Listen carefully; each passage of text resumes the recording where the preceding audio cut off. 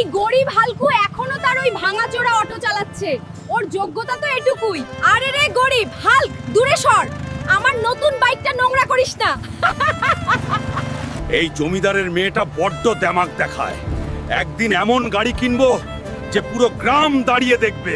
আরে ম্যাডাম, এই গাড়িটার দাম কত? এই গাড়িটা আমি কিনবো, সে যত দামিই হোক না কেন।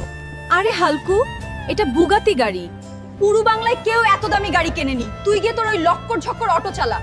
ম্যাডাম, আজ হয়তো বুগাটি কেনার ক্ষমতা আমার নেই, কিন্তু এমন একদিন আসবে যখন আমি আপনার পুরো শোরুমটাই কিনে নেব।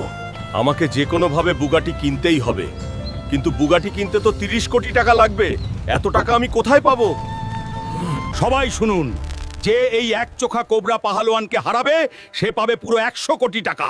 ওকে তো আমি ধুলো চাটাবই। এই গ্রামে কি এমন কোন পুরুষ আছে যে কোবরাকে হারাতে পারে? পুরো বাংলায় এমন কেউ নেই যে আমাকে হারাবে। আজ তোর শেষ দিন। শেষ হবে, কিন্তু আমার না।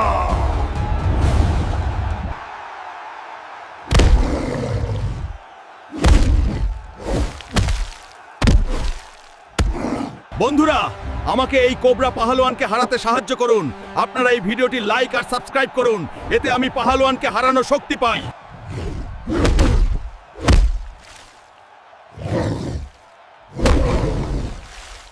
হালকু কোবরা পাহালওয়ানকে হারিয়ে দিয়েছে, আর এখন হালকু পাবে পুরো 100 কোটি টাকা।